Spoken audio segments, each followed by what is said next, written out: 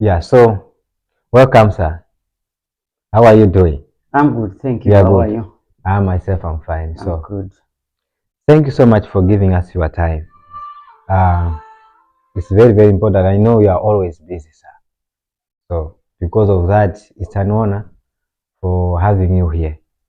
So we appreciate that. Thank you so Um, much for having me. yeah. So myself, I can say, myself, I'm Chance Chirwa. I think most of the guys, they already know. I'm called Chance. And I would like it's our visitor, but we are going to have a lot of stories. So you you describe again what's your name. People they have to know you. Even if you have any social media platform, you can you can introduce yourself. All right, thank you so much, Mr. Chance, for having me on this show. My name is Chaplain Tafara Matari. I am a pastor, a Yeah. chaplain, Yeah. and also a family man. Yeah. So Yeah. I want to thank you so much for having me on this show. Or whoever wants to connect me with me, you can get in touch with me on my social media Platform. platforms. Yeah.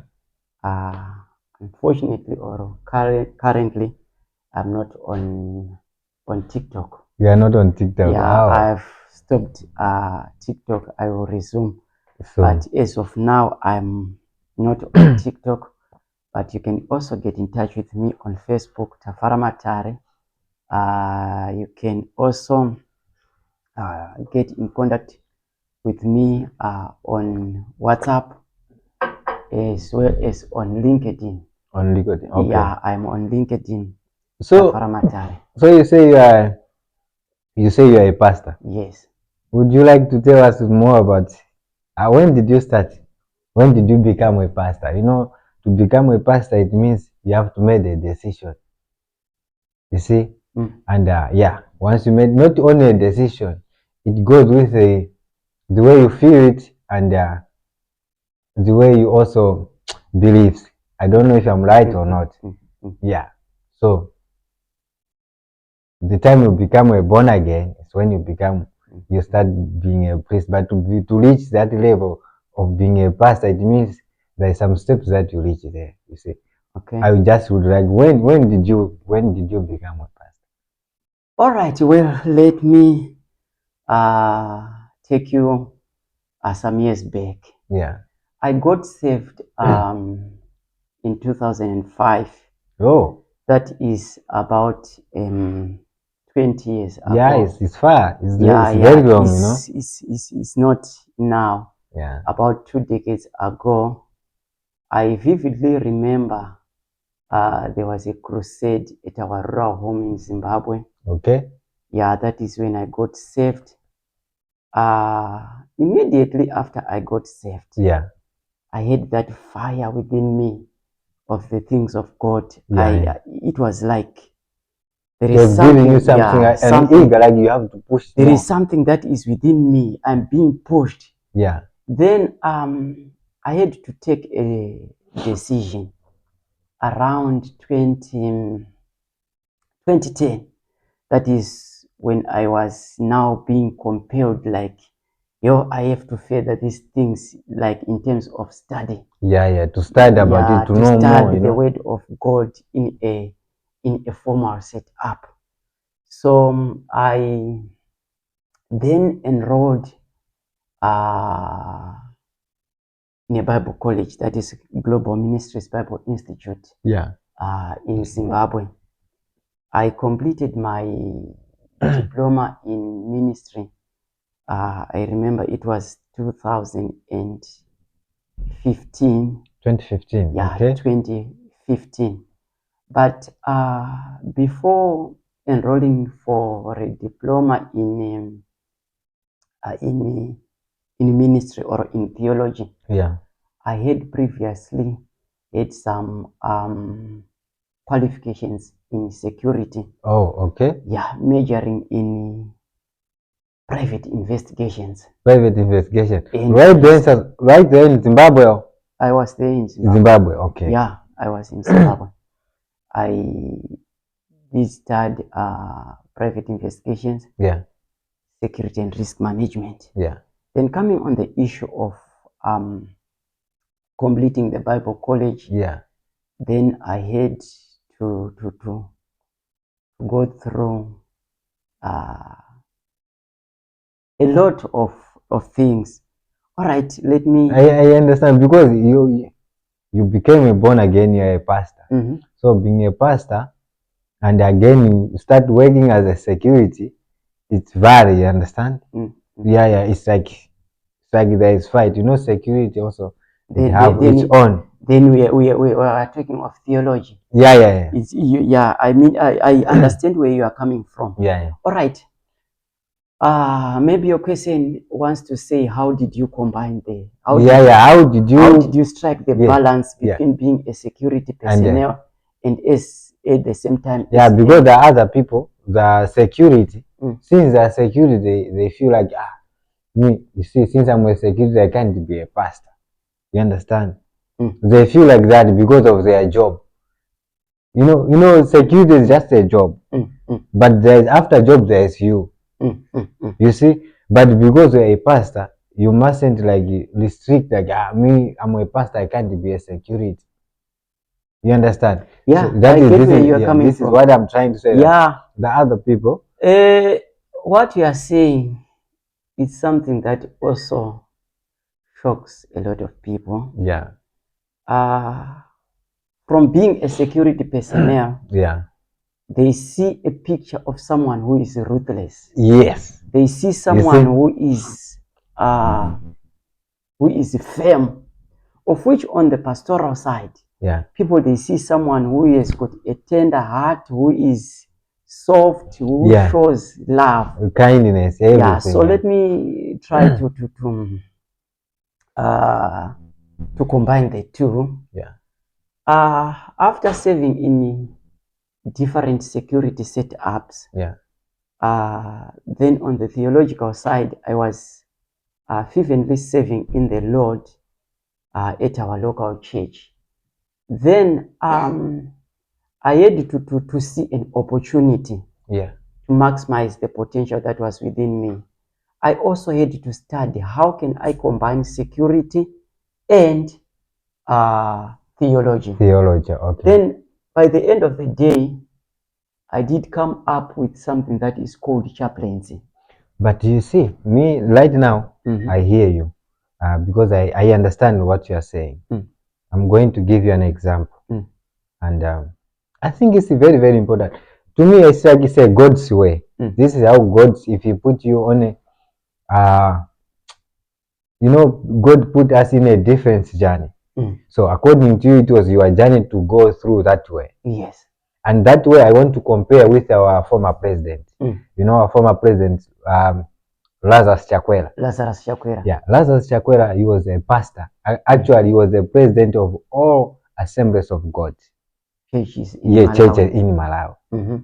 But according to what we heard, he said he had a prophecy for him to become a president of the country, which is Malawi. Okay. You see, according to the message, he said it was God who sent him. It was God who told him to become a president.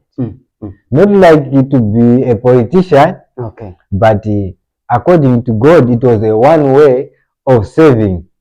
It's like you see you as a pastor, you go to church, you save people, you change people's life to know God more. So that way, like Chakwera was turning to become a president, it was like his responsibility was growing from one church to a nation. So you have to preach the message to the nation. You see, by being a president. Yeah, by being a president. So it means his calling, he didn't change his calling just because he became a president, which is mostly referred as a politician. You know? And when people, we hear about politics, we hear only negativity. We think this thing has nothing to do with God. Completely, but you can see, like political. Actually, this politics affects a lot about God, about God's will. it affects a lot. We have to know, of course, many they don't understand, but every leader is being selected is being chosen by God. That is what we believe and yes, we understand. Yeah. So for a president to be a president of the nation which leads people, it's not like just him. There's grace there, which is God. God's grace. It's God's grace. So any decision that is being made by a politician, by a leader of the country, it can affect God's work. Because those leaders, they have power. Yes. They can implement some rules that can be against God. Yeah, they are in position of authority. They can decide. They can. And it's God who's using them. So if that leader goes against God, it's when it comes now that God, you have to change the position of the person. You see? So if I can come back, we can understand according to your situation. You can also see the situation of our former president, which is Chakwera. These jobs that we are let me say, these works that we are doing, like to get money whatsoever, it doesn't affect according to my opinion, it doesn't affect our spiritual in fact, benefit. To me, it also comes as a platform for us to preach the gospel of God. One thing that I think, which is a great misconception to many people, is that they think if you are a pastor, you need specifically to preach to people who are in church. Which is a different setup. God provides pulpits not only to churches. Environments that we are exposed to are regarded as another podiums or pulpits. And we can preach God at our workplace, we can preach God in buses, we can preach God wherever we are. I think on that I can add some on that. And you see, as people, we like to put some limits and some boundaries. It's like we have that mind of selection. We select, we say like, this one, he can't be. This one, he can't preach God.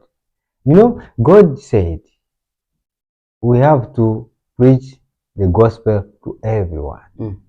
Everyone. So it doesn't matter whether we are at church or at work. There are other people, they don't have time like to go to church because of their work. The nature of their work.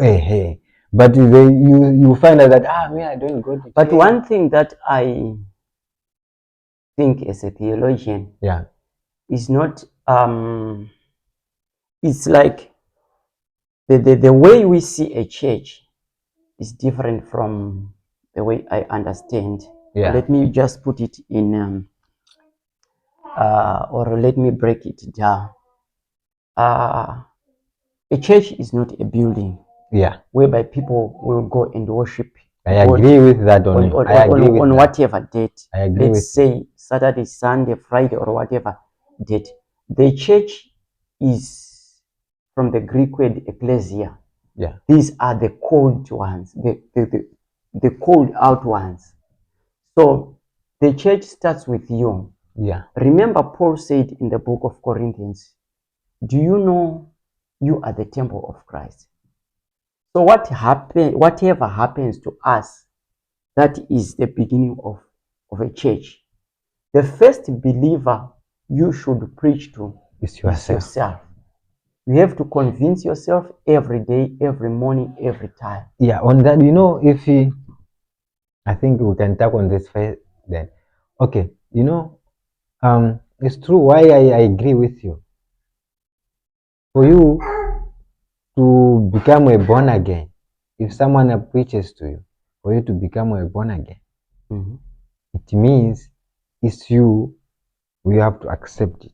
It's the work of the Holy Spirit that convinces the inner man to accept that Jesus is the So it means Lord it's and like Savior. you have a warfare within you. If you fight within yourself And then resist. resist, which you know that this is not right or what the Bible forbid it, you can win.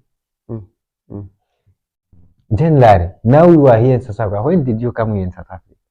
All right, I came here in South Africa. That was 2017. 2017. How do you see South Africa and Zimbabwe? You know, 17 is like it's not. It's a decade is gone now. It's 12 years. Almost 7 years, 7 or 8 years now. 8 years, yeah. Yeah. Let me just put it in this way. There are several things that we can put in comparison. Number one, there is political environment. Yeah. Number two, there is the church environment. Yeah. Number three, there is work environment. So let me just put all these three in categories. Then I will explain each and one of them, starting with the church environment. Yeah. That's how I came here. I was invited by another pastor in Limpopo province there for a crusade. I came there and preached there in Limpopo. That was in 2017 on a crusade. Then when I came there, we had some talks with the pastor. Then he said, I would like so much to work with you. Okay. Then I was pastoring an assembly there in Thoyandou, Limpopo province. Yeah. Then later on, I had to go back to Zimbabwe just for a short period of time. That was. But my question was like, you see the way we're here in South Africa, and the way people are living there in Malawi and Zimbabwe. You know, our country are poor. So sometimes we ask ourselves, of course, why are we so poor like that? Like we struggle too much. What can be? I will talk about the youth because that's why we still have too much time. The way you see here in South Africa right now, what do you think can be done like there in Zimbabwe? Myself, I will talk about Malawi. Okay. Like for the youth, like to improve the life that they have right now, regardless of the political issue. But what can they do? You know, I think the youth, using the small chances that they have. The youth, they need to create opportunities, not to wait for the government to create opportunity for them. Yeah. They need to be innovative. They need to be people who are opportunistic, who are optimistic. Sorry. Yeah. Let me say optimistic. They, in every challenge that we face, we have to find a way out of solving things that brings a positive results to us. Politically, the environment is regarded as not good way back in Zimbabwe. Of which I have a different view. It depends on who you are, what do you want to be, and what is your participation in the whole thing. So as a youth, they need to create opportunities for themselves. There are a lot of opportunities that we can create. As long as you have land, you can create opportunities like farming. You can get into businesses like farming. I think for now, gone are the days when we wait for the government to give us things what to do, than for ourselves to give something to the government. You know, myself, I'm interested on that point that you just spoken. I will start with this. Me, I use this mind every day. Wherever there's a lot of problems, there's a lot of opportunities to start a business. So if the nation is experiencing a lot of problems, it means in that nation There's a lot of opportunities to start a business. You know, because you don't just start a business. For your business to grow, it has to solve some challenges. Some certain challenges. Yeah, let us use the common word. It has to solve problems. So you come as a problem solver to occupy the space of the problem. So it means those people, they will see like we are having this problem. If we go, if we do with this, or if we do this, it means our problem will be solved. So it means those people will not come empty-handed.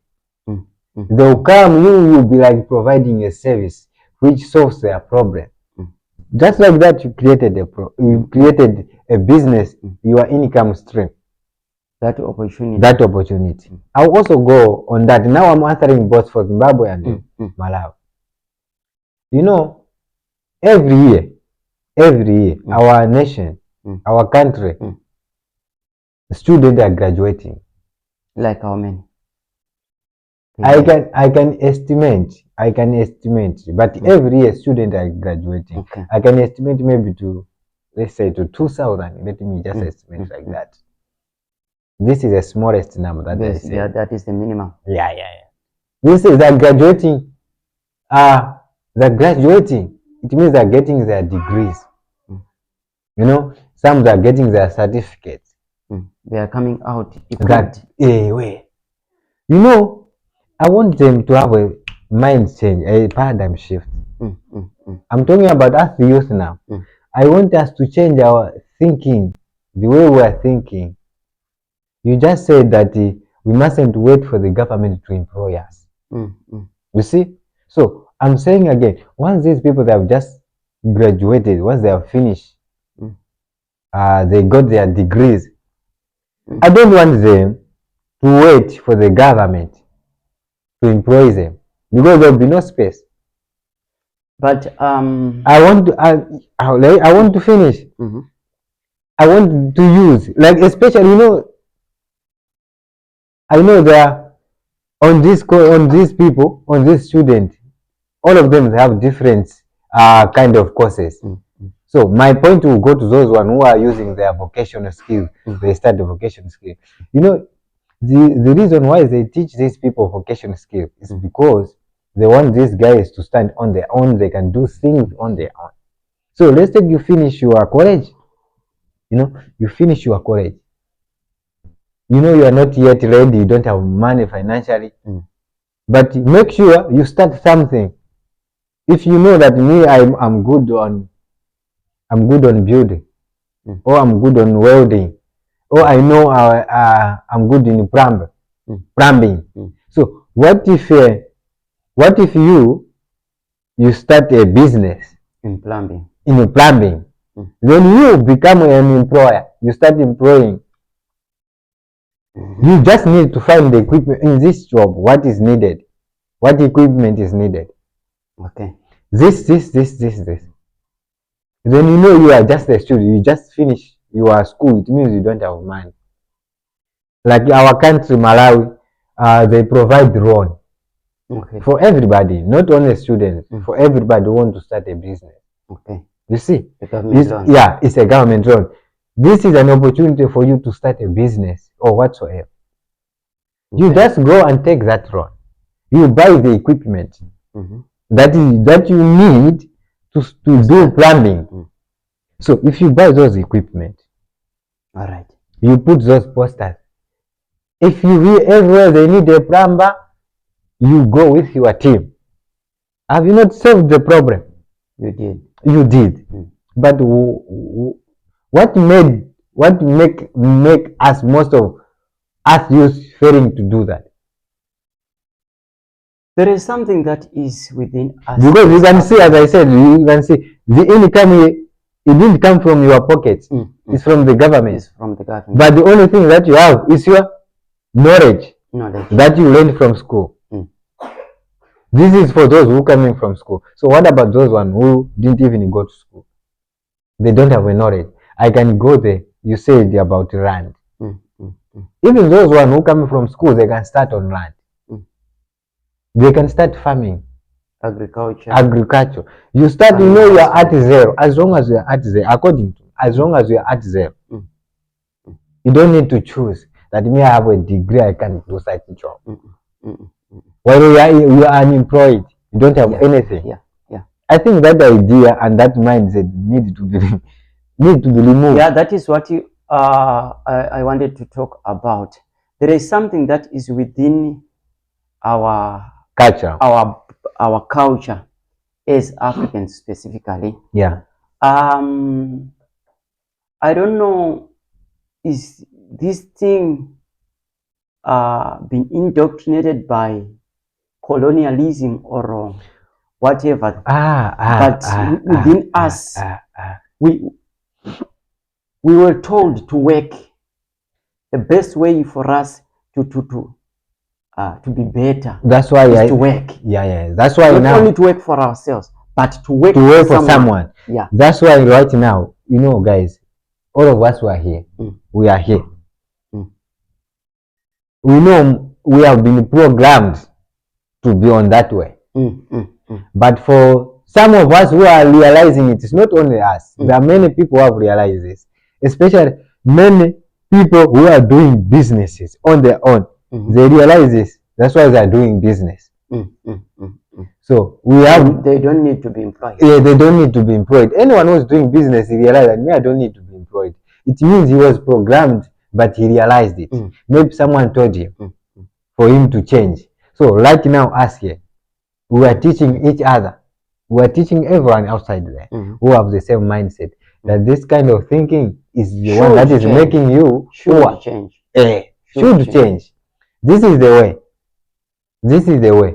You mustn't think of being employed. You mustn't think of to be employed. It's not bad. It's very, very important. But as long very good platform. But as long as you don't have anything to do or you don't have work, especially for those people who have mind that they want to start a business, but they don't have work where they can get money. We already explained on how they can start a business. But if they know they need to get some experience on the work that they want, they have to start working. So while they are working, they are learning to go there. But you know, you have skills, you have knowledge, everything they teach you. Why do you want to employ someone? Because if you start something, it means those people who are unemployed, you are going to employ them. You yourself, you don't need to go and start looking for a job. You will become an employer. You see, Africa, especially us Africa, we were programmed. Yeah, the system of education that we grew up use here in Africa is not that good, in the sense that there are things. I was thinking, is it yesterday or yesterday but one, I was reading an article, then I had to go through my mind and say, what really are the benefits of knowing the Versailles Treaty of 1919? Yes, of course, Germany was said to pay the war reparations, and it lost the Alsace and Lorraine territory to France, and all those were some causes of World War II. And so how is it relevant to us, we as Africans? Is that necessary? You are raising a very good point. You know what? As Africans, we were colonized. But we have to think now that colonialism, it's end because we fight for it. But right now, the way we are doing our things, it's like we are still under oppression. But check, Mr. Chance, there is one thing. When you said we fight for colonialism. Yeah, we fight it. And we got independence. Yes. Like Malawi, they got independence 6 June 1964. You are right, 100%. Zimbabwe, they got independence 18 April 1980. Yeah. Then in Zimbabwe, we almost have 45 years after independence. But why do we still have the mind that after 45 years, we are still poor, number one. Number two, we are still thinking in the colonial way. This has been preached from 1980. Let's say there was Robert Mugabe. He stayed in power for 37 years. Now we have got President Mnangagwa. I want to suggest a reason. Then we are still in the same. I want to suggest a reason. This reason is for all Africans, even Malawi. You know, one more thing. Our leaders, they're not helping us people. Why? Yeah, we as Africans. You know, those people, those leaders who liberated this Africa, those leaders, they were there to really help Africa grow.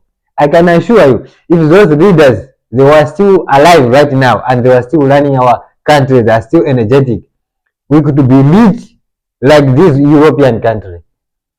Okay, but the reason is, you know, because of nature, they can't. But look, those people who comes in now. These people who comes in, who are looting, corruption. Our leaders are corrupted. You know, this is the hard truth. They are corrupted. You know why they are very, very corrupted? These people, they are the people who have grown up in a very, very, very bad condition, in a very, very poverty. So for them to reach that level that he is a president, you understand? He is a president. You know, you also feel like the way I am right now, I became a president. What do you think? How do you feel? You know, you feel like the thing that you are not even thinking of, that you can't even. It was not even there that you want to be like you will not be able to lose someone like people that will be following you. All right. So, Mr. Chance, are you saying the ideology that was within our liberation fathers, people that are in government now, they have deviated from the revolutionary mind? Because yes, number one, there are statements that were said by Kwame Nkrumah. Yeah, he once said, Africa is not free until the whole Ghana is not free until the whole Africa is free. Yes. We have got Julius Kambarage Nyerere of Kenya. We have got Robert Gabriel Mugabe of Zimbabwe. We have got even Hastings Kamuzu Banda of Malawi. We have got this one from Zambia. Dr. Kenneth Kaunda, yeah. So do you say they have deviated from the ideology of what was within their mind? You know what happened? The path that those people they took, it was the right path. It was very right path. But you know, us by then, our leaders by then, and our parents by then, the education was not good here in Africa. Remember, for those Europeans to colonize us is because they beat us in mind. So those people, they were already smart. You know what they did? Our leader, they were giving us away. And those Europeans that we have fight for, that we have removed them in power to oppress us, they start going behind the back and start, you know what they're doing? They're oppressing you people. They're oppressing you. You understand? Then us, we start fighting our leader, the leader that they want to put us in a good way. We start fighting them that this is not good. This is not because of the force that those people are putting. I think that force still now is still there. You see? In 1970, should be 1979. Yeah. I will check the year again. Yeah. There is this guy who was the deputy president from Zambia. Should be Simon Kapwepwe. He said, if we don't guard our independence, this colonialism will come in form of investors. I'm telling you, you know what? That one you saw the future. You saw the future. Now we are being manipulated. We are being colonized by investors. And you see, people who are coming in to invest are colonizing us in every way. I can tell you right now, Zimbabwe is very rich. Very. Malawi Very is rich. very, very rich. I can tell you right now, Malawi, they find a rare earth. You know that rare earth they used to make mobile phones, this smartphone. They used to make this TV, all these devices. They used to make these fighter jets. Those minerals, they find them in Malawi. So it means Africa is rich. But you know what is happening now? These Europeans, they knew that our Africa is rich. That's why they come up with policies. That's why they divide this land. So do you say there are systems that are working behind the scenes to destabilize the political environment in African? Yes, it's there. All right, on that one, I am a wide reader. I want to understand much on the transition from the time of Malawi independence to date, but particularly there is a time that I wanted.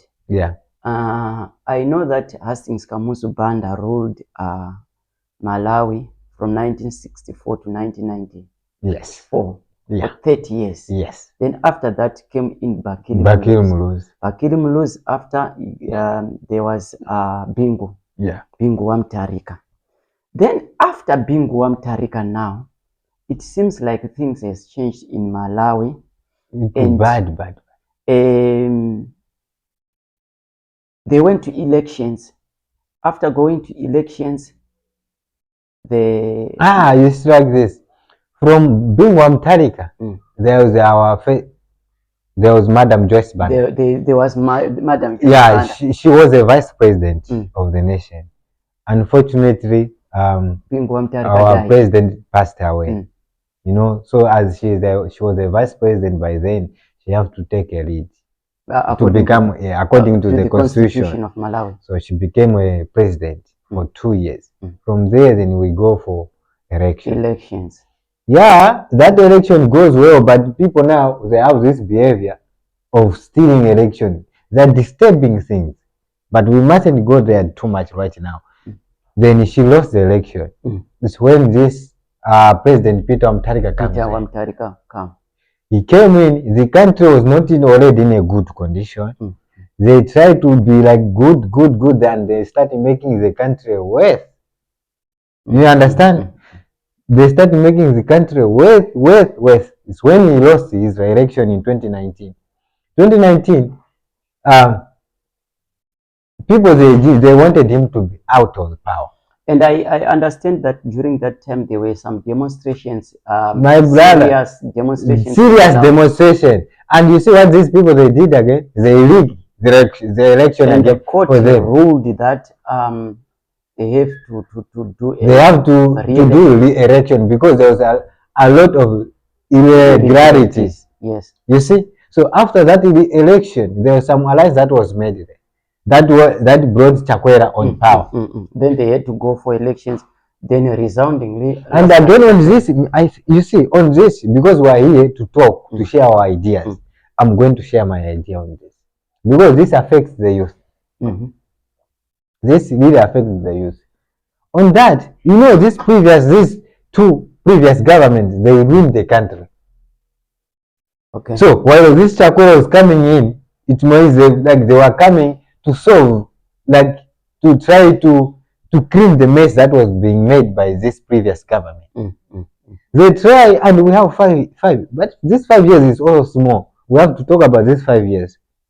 This 5 years to be on power, 5 years. The time that was that Chakwera was on power. Yeah. Of course, for every president in Malawi, you'll have to stay for 5 years. 5 years is very small, it's a very little time. Does your constitution also have got a period like if you run for 5 years, then you run again? You have to contest again. Yeah, so maximum is 10 years. Maximum is 10 years. 5 years is very small. Like a country like Malawi, right now doesn't need 5 years. It needs a strong leader who takes action, not those leaders who will be busy with corruption. And that leader have to stay on power for 10 years to do the development. Because there are other projects that you can start now.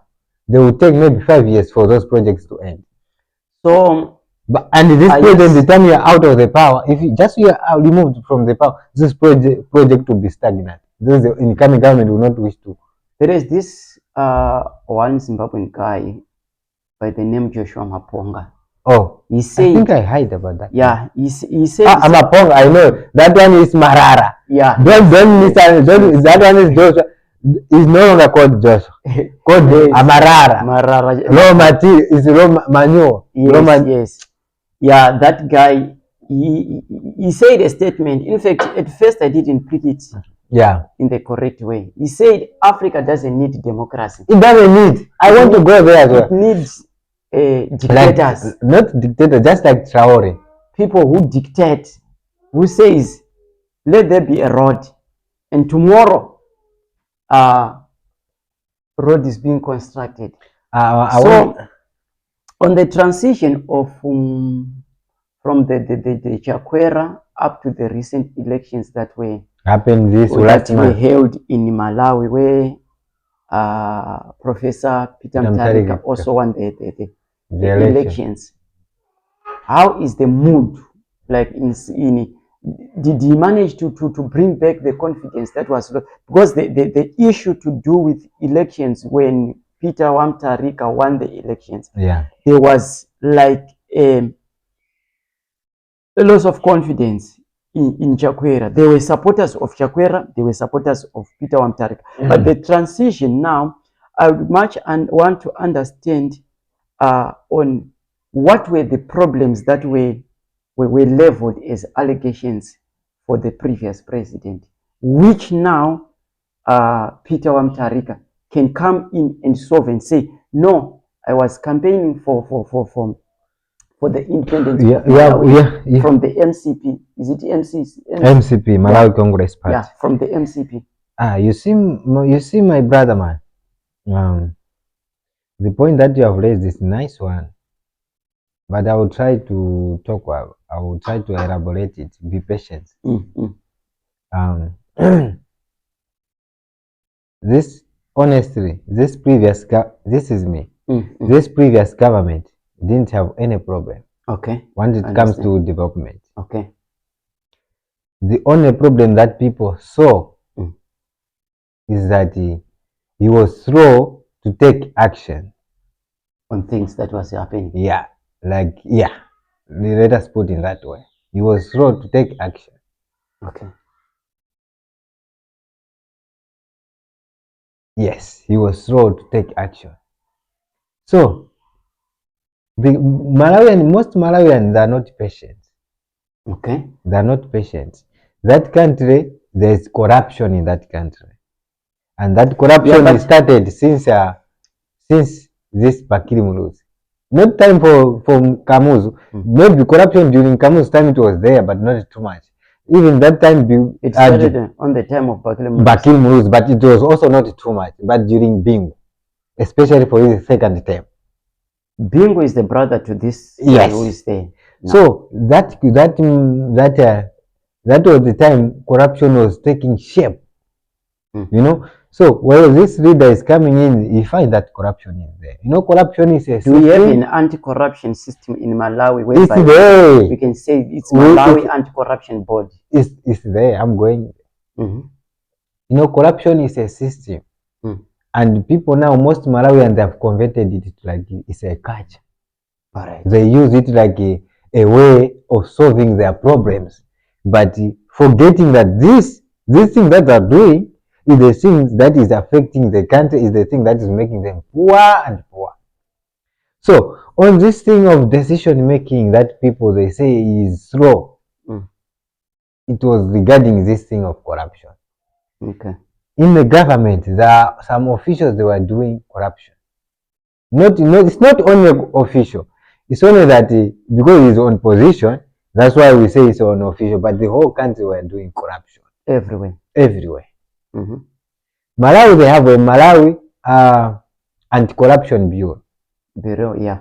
But that body itself, people who are working there, as I told you, corruption now is happening to everyone. It's like a culture. Who appoints the director for the It's Malawi? A president.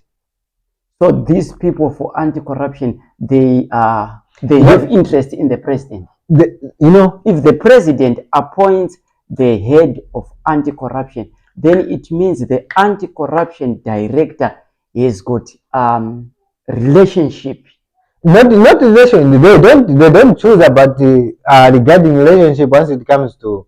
But if someone appoints you to become it means he believes in you. He believes in you. And he have faith in you. But at the same time, you also have got interest on your master, because the master of the head is the president. Yes. You can't go against. Let's say the president is involved in corruption scandal. The head of anti-corruption cannot raise those concerns and issues. Of course, does your constitution say the president, when he is now the power, is not arrested? Cannot be arrested. Right now. Once the president is on power, he's not allowed to be arrested, because that one is the head of the state. Is representing the country, is the one leading the country. So if you people, you start attacking, it means you start disrupting everything in the country. So it's not allowed to be interrupted. Okay. But after the power, is allowed to be investigated. You know? Yeah, after. Like Shakwera, now the anti-corruption can investigate. Now can investigate or can investigate him. Okay. So once, as I said, corruption in Malawi right now, it has become a culture, a daily thing that everyone can do it without no problem. It's the order of the day. Yeah.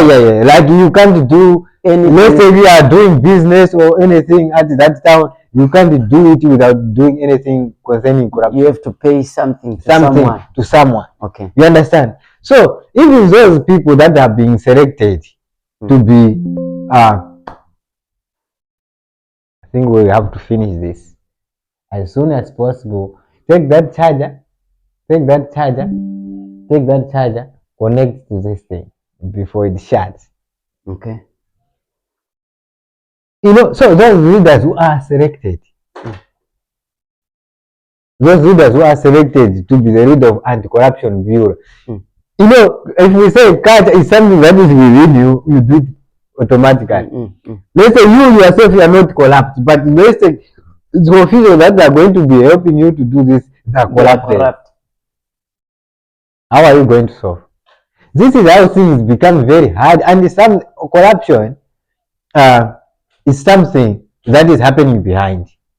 And for you to be arrested, it means you have to provide the evidence. So the only thing that I'm requesting, and this is my opinion, the only thing that can fight corruption in our country, we have to take it. We have to do it. They have to change our constitution.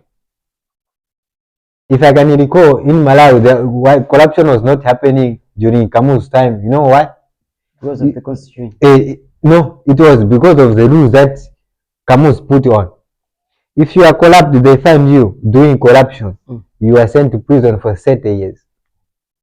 So let's take the Malawi constitution was real now. Does it provide some guidelines if someone is convicted of corruption? What is he supposed to be done?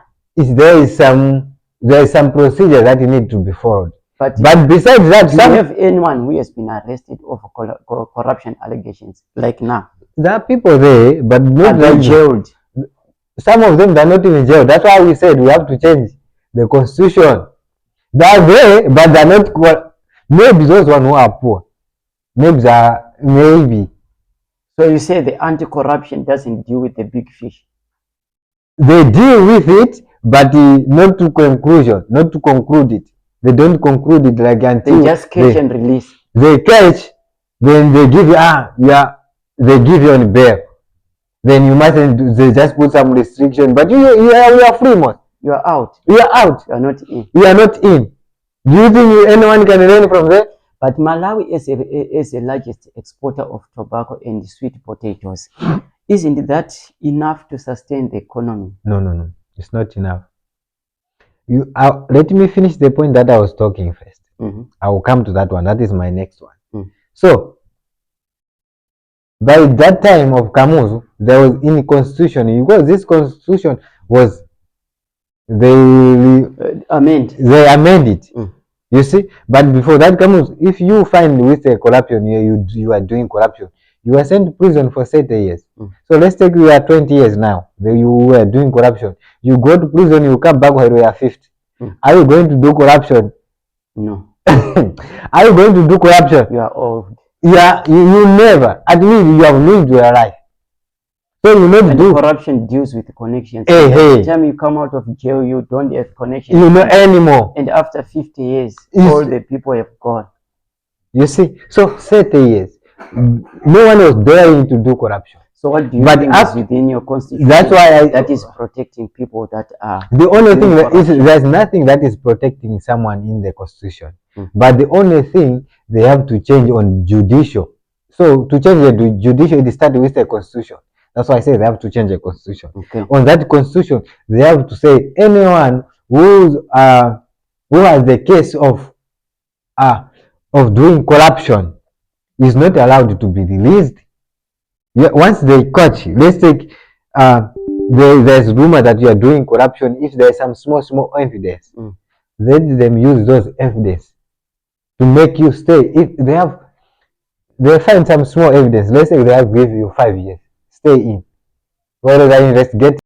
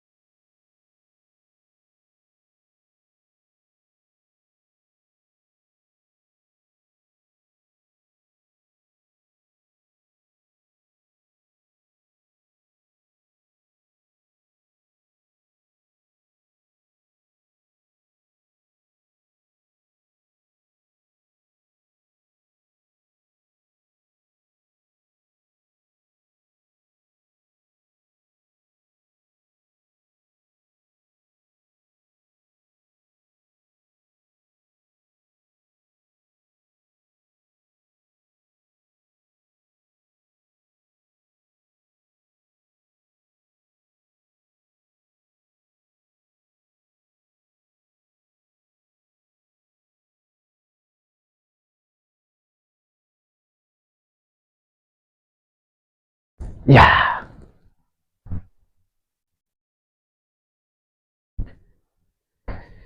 Yeah, so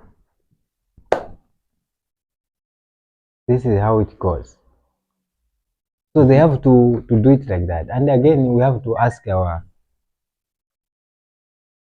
youth, we have to change the way we are thinking. We have to make sure. And right now, Malawi got a lot of opportunities. You know, there's a lot that people can do. Do you have youth who are within the government? Do you have youth ministers or people of youth ministers are there? Even this government, this previous government got a lot of youth inside. Okay. Even women, they were there. This one, there also some, but this youth are there, but not you can count. Maybe there are two. Most of those are old. Okay. Yeah, but youth, we can engage in politics, but we mustn't. Right now, I cannot advise my fellow youth there in Malawi to engage in politics. It's something that is dirty. Yeah, right now Malawi politics is full of corruption. So if you start doing corruption, it means yourself, you already make your mind like you become doing a lot of corruption, stealing money, So for me, for now, all right, coming on the point that you said about old age, and I'm quite sure President Tarika is 85 now, years, and he has to stretch up to 90. So would you think that is going to be something that is very practical? To me, I don't recommend that. It's not only me. Even this previous government, there were some talks that they were talking about the ages of the presidents. You know. We don't have a presidential age limit. Yes, we don't. If we say we don't have actually. I hear you. After 70, you yeah. We don't have. They start talking about it this previous government, but you know what's happened? People they start thinking like because you want to block his friend because his friend is too old. You know, these people they were trying to do something to. But I understand much that there are also youth that are active in politics in Malawi. I was reading the story of a guy very very active. A guy called Dalitso Kabambe. Is someone who is still energetic. Why wouldn't people vote for the youth, since the majority of the people in Malawi are youth? Why can't they just say we are bringing our candidate Dalitso Kabambe is a youth and we have to. That's why we say his policies maybe not. No, actually, without lying to you, Malawian, we have to change our thinking, and we have to change. Once we want to select a leader, we mustn't select a leader. We have to look the capability of the leader. We have to see like this person, what he have done on himself. Did he achieve? What has he achieved on himself? So we look on something like that. If we see like this guy have achieved a lot, then we say this one is a right leader. You know, because if you have not achieved anything or any project, why? So what if he come on the power? What is he going to help the country? On that, it means we see the ambition of the leader. He is only coming into to take money or to make money out of politics. If this guy can develop the country, we have to look on that, and we mustn't look on this kind. There's also a spirit there in Malawi, like to try to make someone feel bad, to make someone feel pain. Okay. I'm gonna give you an example. Let's take you wanted something from me, you know, then myself, I tried to do it, but I didn't accomplish it according to your satisfaction, the way you were expecting it. Okay. So because of that, you are angry that okay, you need me. You see what I'm going to do to you. Not because he's a bad guy or what. Just because of this. So it's a way of fixing. It's like because you do this, I'm gonna do this to you so that you can feel pain. It's a tit for tat. It's like tit for tat. Not like you're gonna do that to is going for the sake of beneficial, like of benefiting you. No, but just to do it, this one can feel pain, regardless of any benefit that you might get. Okay. This is what has happened. Okay. Okay. I might send go deep there because now the government is in power. So if I will talk, some they will feel like I'm against this. The government. That is. But this is the mindset that I was seeing it. You understand? Yes, Chakwera, there was something that he was doing, but the Malawian voted for this current government, not for the sake like development. What this government we also have. There was a lot of problems that we were facing during this time, and yeah. But this guy has been in power before. What did he achieve that you can recommend him and say, no, I think the Malawians, they have voted for Tarika again because of the projects that he accomplished before Chakwera came in as a president? The only thing that they voted for this one, Malawian, they say we want to change the government so that we can have maize. Only. Okay. They say we are experiencing this problem. What if we remove this government and we put this back, this government. So it's just a matter of changing. They want to test. The new test, not a new test. This one is old test. We already there. So they just do it. So it means there's no ambition on it. Like we need this so that they can take us on this stage. So checking on the politics of Malawi, what would it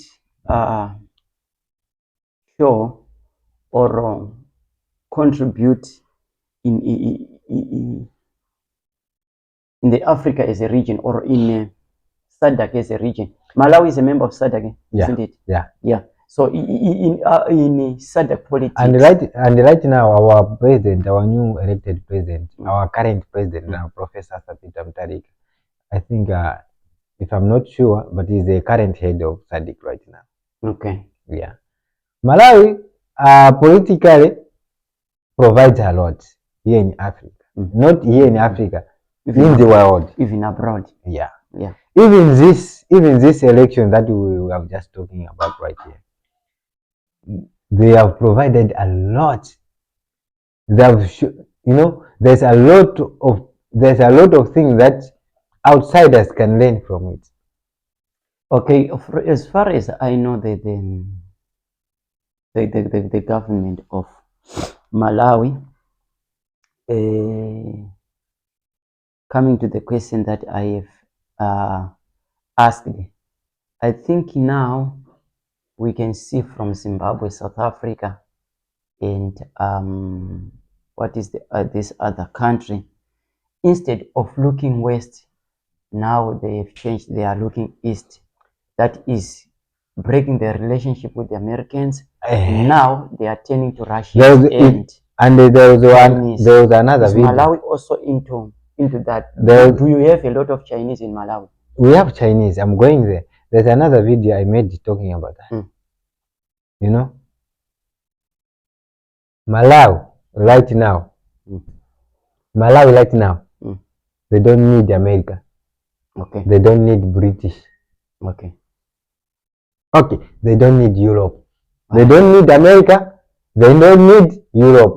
These are West. The West. Malawi right now, they need Russia and China okay. and India. Only these three. Okay. This previous government, they were trying to do, these are policies that doesn't just come overnight. Yeah, it's a long-term thing. Yeah. But I see this new government, they are going back to America. Again. They are going back to America. Why myself I said... Isn't it where he went to school? Yeah, I've been staying there. That's why he's partnering with America. With America again. I want to say something. It's not like I just oppose. I don't just oppose. Me, I'm a citizen of Malawi. So I have that right to talk about my country. Yes. If something is not going well for my country, I have to provide my idea. Constitutionally, you have also the right to speak your mind. Hey. Right now, why I said we don't need America. America right now, they put tariff on Malawian. Malawi is very poor right now. And economically, we are not doing fine. So it means, and Malawi is not a country that manufacture a lot of goods. Malawi, most of the things that we use in the country come from, we import it. Okay. So even the small thing that we're exporting is only coffee, tobacco, and these things you say sweet potatoes. And the other raw material is at agricultural raw material at a raw price, at a raw level. It's not like we're exporting too much. You see, so on this, tobacco and tea is the one that we export a lot. There's American and Europe that one. So as a reciprocal friendship between Malawi and the West or the America. I'm going there. I'm gonna go there. Let me finish. Okay. So when we are here, it means we export tobacco and these are the West who buy a lot of this. You understand? But you know what? This America Donald Trump, he put 50% tariff on Malawi. It means he's blocking his people, those Americans, not to buy Malawian goods. Most Malawians they don't buy. So it means he's blocking this American not to buy Malawian products, not Malawian raw material. Okay. It means he's blocking the market for the country. and the country is struggling already, is making it worse. Do you think these are good partners or good? Do you think you can say these are our good friends? So it means the Are political are these good friends? in that way they seem not to be. They seems not to be, right? Mm-hmm. But why? And another one. There's no road that we can say that this road was built by Americans in Malawi. The roads that are there in Malawi were they built by Chinese. The Chinese. This America they were providing, they were helping through aid, especially that US aid. US aid. US aid, yeah. Since they kept that, I don't think if there is they just provide fund. You can't just provide fund. If you can't just give us money. We don't need money. You know, give us something. Open an industry there. Employ people. You are helping. You know, they just give aid. Aid, it means like they're paying people. Let's say you are disabled, they give you something. They don't give you for the rest of your life. Wasn't that money looted by the government officials? No. There's, you know, like US aid. US aid, they were having their officials there. They were having their workers there. So once these guys they provide money, it doesn't go to government pocket. It goes straight to their branch, to their offices. Anyway, so we can't say it's the government that is winning that money. Okay. You see. So there's no road that is being built that was built by America or that was built by America constructor. Nothing. It's the Chinese and the It's Chinese. Russian is not yet too much there in Malawi, but I want Russia there. Okay. You know why I want Russia there? I don't. People Russians are good people. You never met them. Me, I experience with Russians. Russians are good people, and Russians are very innovative, creative. The people that are there to solve problems. And they're also Christian. People have Russians are very good. Not all these West that are talking a lot of. Then coming on the issue of a religion that you have said, I have heard you have touched the issue of Russians being Christians. Yeah. As compared to the Americans and the British that came with the missionary thing, how powerful is their Christianity in terms of spreading the gospel? Okay. I will just answer this and I'll finish with that Russian. Why we need Russian?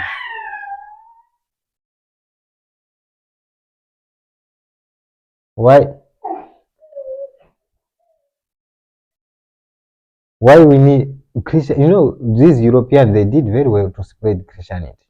But right now, these people are antichrist. Not people, but their leaders. They're against it. They're implementing something that is against Jesus Christ. You can see the way they're embracing gay. You see? That one, as we are not allowing it. What does the Constitution of Malawi even Malawian Constitution forbids that? Does it specifically say we don't want the gays and the lesbians? Gay lesbians are not allowed in Malawi. But there they can do whatever, but they have to hide. All right. You understand? It's not like they are legit. They can do it there, but they're not legit. Once you are seen, you are arrested. That's why I say you can do it. They hide, but it's not like something you as a man and you walk like this on the road. It's not there. So, because of these changes that from Joyce Banda, Peter Mtarika, Lazarus Chakwera, then back again to Peter Mtarika. Are there some notable developments, or you are stagnant, or there are some slight changes? From this previous government, I was sensing something. They have provided a lot of things that even me, I'm using it. And if this government they were given a chance again, Malawi could have changed, man. We could all start talking about other things. But right now, because these things got swayed, so we have to expect changes coming there in Malawi. Because they think that this previous government, they said this government is going forward with it. So the change is there in Malawi. So what happened between the collaboration of parties? I understand very much that during the time That of alliance. Lazarus Chakwera, he has to bring in the late Saulos Chilima from his party, then to combine their promises and what. That alliance is the one that disrupted things. Even this government, I can say, this government fall because of that alliance. You know, they start accusing each other. You know, yeah. I don't want to go too much there. I want to concentrate on Russia. On Russia, because time is gone. On Russia, why I say we need Russia. You know, there in Malawi we have uranium. Uranium, yeah. And there in Malawi we are struggling energy. You know, we need Russia. And also fertilizer from uranium. Fertilizer, uranium. So we need Russia. Once it comes to fuel, what if we start ordering fuel from Russia? Russia is cheap oil. We buy from Russia. What if we start buying oil from Russia? And also gas. And gas. It means Malawi will have too much cheap oil. But I don't know why our government is not doing it. But how expensive is it like now? Right now, we can't say it's expensive. It's only that it's scarce. The fuel is scarce. You can't find fuel. You can't find fuel. And why fuel is scarce, they say it's because of foreign currency. But isn't it, when things are scarce, the prices also goes up? It goes up. It goes up. It goes up. But if we can compare with here, it's just the same. Then also on the issue of Malawi partnering with Russia, would that bring the majority of Malawians that are in diaspora? Let's say I'm talking to you, you are in diaspora, but as a Malawian, and there is a very big contingent of Malawians that are in South Africa and other nations. You know, would that bring the Malawians? Right? Would you go back if things are right? Maybe they have combined with it. Would you suggest I will go back to Malawi? I'm trying to do everything on my best to make myself there, to have something there. Then I can go back. Me, I like Malawi too much. Then I can go back there. But once it comes to what you are just asking me about Russia, they're different from West. Okay. West, they come to our country not with a good hope. They are coming there to make our resources and go and leave you stagnant. You understand? Okay. But Russia and China, they come there with a development. If they can make, but they're beneficial. They live in you with a development. You understand? It's different from like you come, we take our resources, you go. You leave people poor there. And you come with roads, you take some resources, you go, but you leave roads. Which one is better? Yeah, leaving roads is good. It's good. Why we need Russia? I just talk about gas, energy. I'm still on energy. As I said, Malawi got uranium. On that uranium, we can call Russia, we can open an industry there to generate nuclear power. Nuclear power, electricity, to generate electricity from uranium. You know, uranium is used for nuclear reactor to produce energy. Yes, we can. Right now, Malawian was struggling. We don't have electricity, so you have to know if you don't have power in the country, it means even those bigger industries they cannot come because those machines they will need more energy. So if you don't have, it means there's no industry. Do you have Malawians that have some scholarships in countries like China and China is there? Like China is there, but this partnership that I'm talking about Russia is still there. It's there, but I want them to neutralize it. That partnership is there, but it's just stagnant, standing there. Like they're scared now to use that relationship. Maybe they're scared of the West. I like Zimbabwe. They take a chance. Anyway, but That relationship is there. But we buy maize, some maize we buy from Russia. I can say we buy from Russia, and some fertilizer. But that relationship is not you can't produce enough maize to support Malawi. We can't. The population is too big right now. And you remember you asked me about that tobacco and tea, does it not sustain Malawi?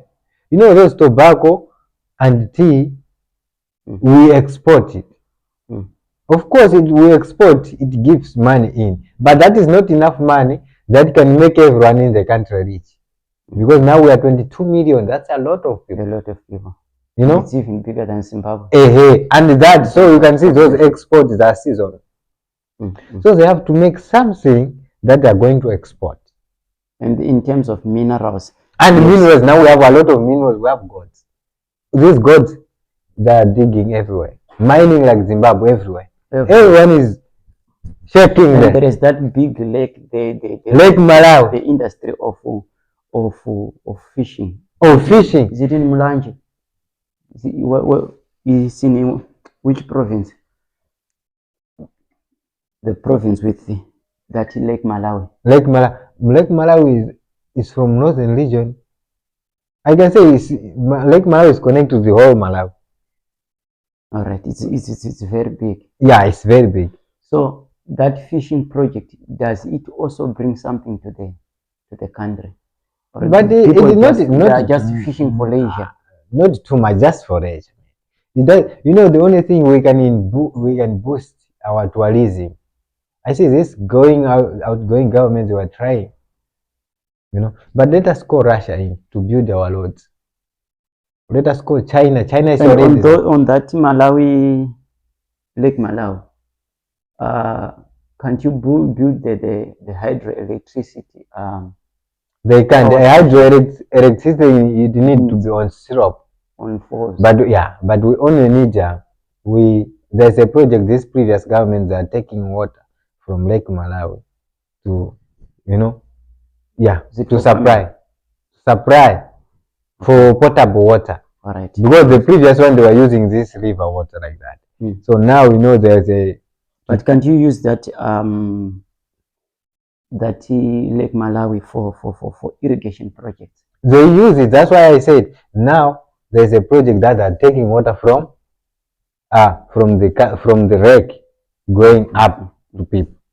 So it means they can use it for potable and they can use it for irrigation. For irrigation purposes. Yeah. Okay. So that project is there and right now it's still going.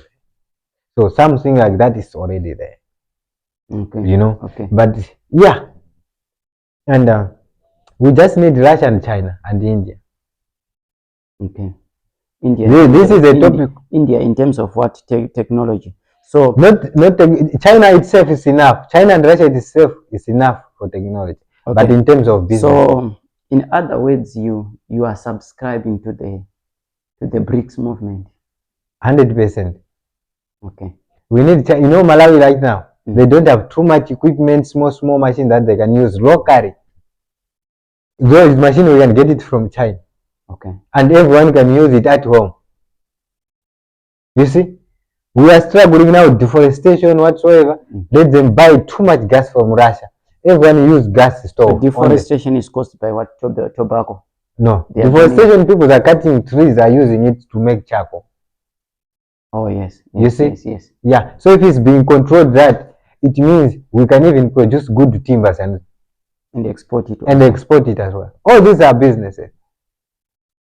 You see? So there's a lot. So there are a lot of opportunities in Malawi. In Malawi, there's a lot of opportunities. Right. If you are a foreigner, you want to invest, come to Malawi. Coming in as a foreigner, which businesses would you advise me to venture into in Malawi? First, me, I advise every foreigner who is a foreigner. Something that you want to do in your country, go and do there in Malawi. Okay. Because there's a lot of things that are not there in Malawi. So if you think like something, let's say, hey, I want to have a car tracker, a vehicle tracker. You want to have it. If you don't have anywhere you think like you can go and do the animal app, you have too much custom. All right. I have heard recently that Botswana introduced a 24% participation of citizens in the mining sector. What does Malawi Constitution say in regard to foreign investments? Do we have areas which are strictly reserved for locals, which if I am a foreigner, I cannot come and invest, let's say in tech shops, I cannot come and invest maybe in the railway line? Do we have those particular areas? Those are very, very important questions, brother. This thing that you are just asking me right now, it was just being implemented this few last month of the previous government. Okay. Any business, a small business in a country, in Malawi, let's take you want to sell clothes, not clothes, I mean like second-hand clothes. All those small business, if you're a foreigner, you are not allowed to do that. Okay. Those small, yeah. Specific. How about if I partner with you as a? Maybe if you partner, it means the owner will be a citizen, and you will be just a partner with that citizen. So which area as a foreigner I can come and invest in Malawi directly without some restrictions? Without some restriction, like this one I said, selling second-hand clothes, it means that thing is not for you. You as a foreigner, you have to come with something new, maybe a big business. You understand? Do we have a minimum capital, like you need I'm not too deep on that with foreign. Okay. Right. I'm not too deep on that with foreign policies. Okay. But what I know, for me as a Malawian, if you know, there in Malawi, to start a business for an ordinary person, for anyone, a Malawian, to start a business, it doesn't need too much money. It only needs $200. You can start your smallest business. You can grow from there. But okay, let's say if you want to have a company, once it comes like you start a company, that is another stage. That is another stage. But that company, if a Malawian can do that company according to the budget of that company, I don't think if this previous policy that they just implemented now, I don't think if it will allow it.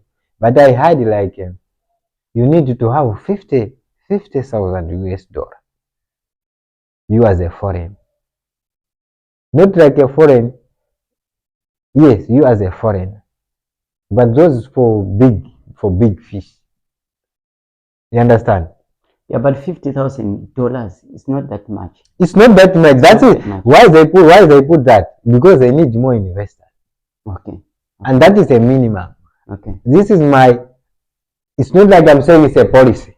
You understand? But the way I hide it, no, not like on my understanding, but the way I hide it. There's somewhere I read, but I'm trying to recall figure out where exactly. Yes, but it's 50,000.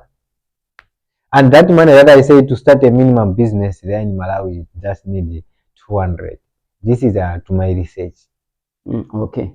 Yeah, it's not if like you want on just the road to do the street business. Yeah. You can need $200. Then how is the Malawian currency as compared to US dollar?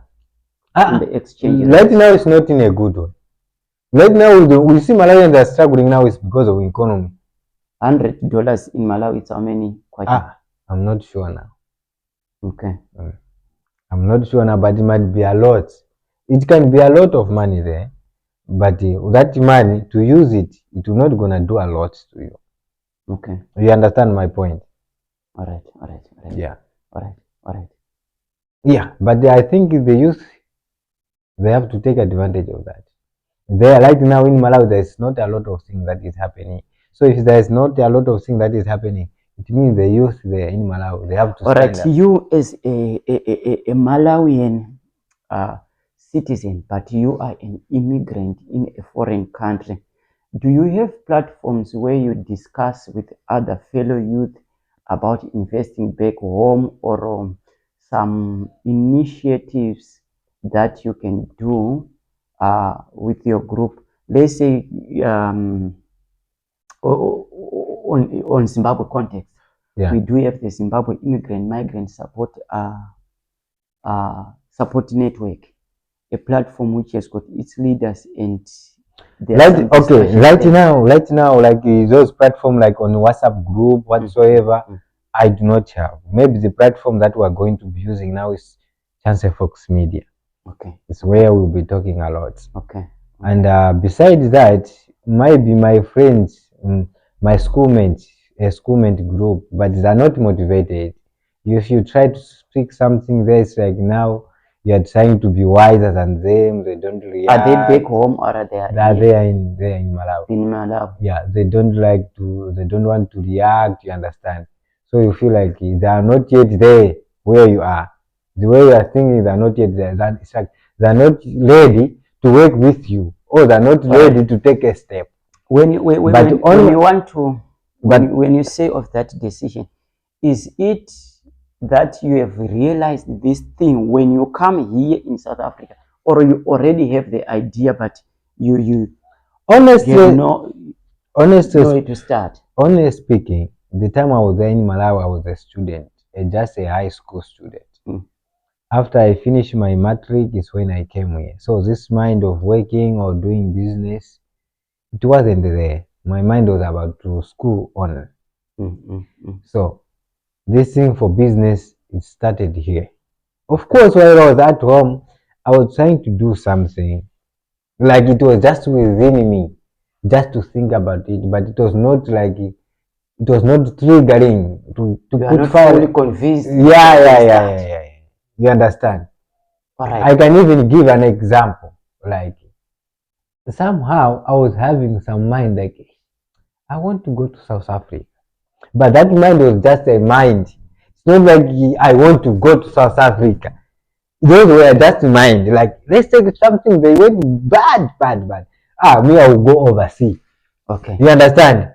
I will go overseas no matter what, whether it's South Africa, whether it's Tanzania, but I'll make sure I leave this country once my things are not going well. Then you as a Malawian citizen who has now realized that for us the only way to go up is to start our own businesses. I can see you have got that African heart, and there is this Chance Fox Media. It's not only that, we have also premium property. And this premium property you are talking about. Yeah. How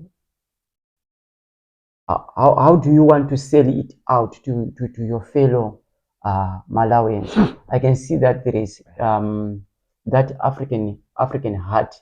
It's not only something that is confined within the Malawian thing. Yeah. When it says of African heart, it also includes us in as Zimbabweans, as South Africans, as people from Eswatini, and even as far as Cote d'Ivoire, because of the name itself.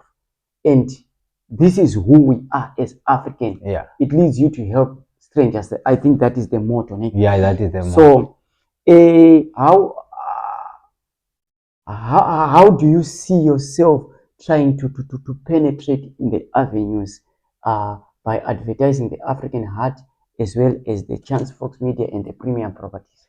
Yeah, you see, I'll start like Chance Fox Media is a media advertise itself. Okay. Yeah, a media advertise itself. So this media, it will advertise the African art, it will advertise premium property and all others that will come. Okay. Yeah, Malawian, they can support me with this thing. Like African art, it's not like something that I can work on my own. Something that can benefit the country. So how can benefit the country? If I open a shop in Kalonga, if I open a shop in Rongo, it means those are branches. So in those branches are people who will be working there. It means I will be employing people there. It means people, it's already helping people, influencing people. Besides that, wearing the African hat, it means it describes who you are. You know, as African, we are very kind. That's why white people they colonized that. Not they colonized us, not because we are bad, because we are kind. We are trying to help, but then they step on us. So we are very kind. So once you wear African hat, you have to be proud that I'm an African. I am an African. You know, that's it. I have more, but I can't keep continue there. You see?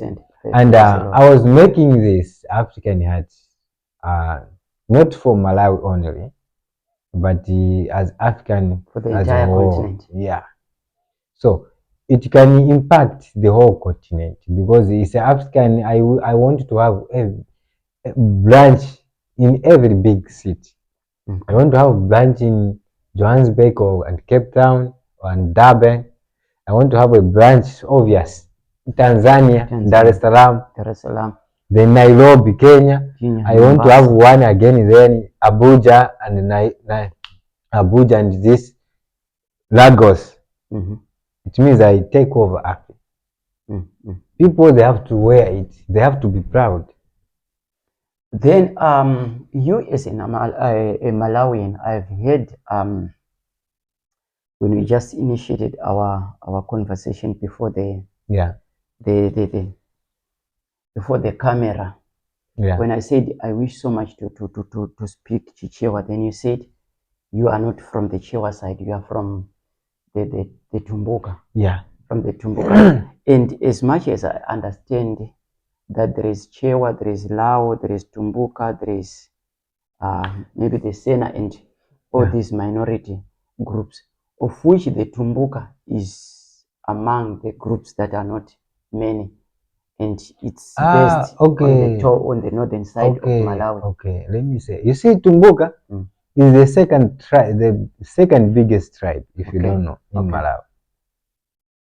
Yeah, because the whole northern region of Malawi is Tumbuka. All right. Then the majority of the people there, which is the largest group, is Chewa. Then how do you incorporate yourself from the Tumbuka background getting into the Malawian? Into the Malawian, Malawian, us Malawian, we are one people. Okay. It's only a language difference, but we are one people. The way I'm acting is the way you see someone who's saying in the wrong way act. Okay. So we are one people. We are not separated. It's only the language. Okay. Our attitude, everything was the same. I learn Chewa. Okay. And Chewa is a national language. So we learn it from school. Okay. You see? Yeah. We learn it from school. So, as Malawi, we are just the same. Everything we do, there's no difference. Like this one is Chewa, they eat this kind of food, or that doing. Of course, we can be different culture because of Chewa. These are tribes. They have their own beliefs. But besides that, once it comes to general, you are identified as Malawians. Yes. Okay. Besides the language, because then Malawi, there's a lot of language. There's too much tribes there.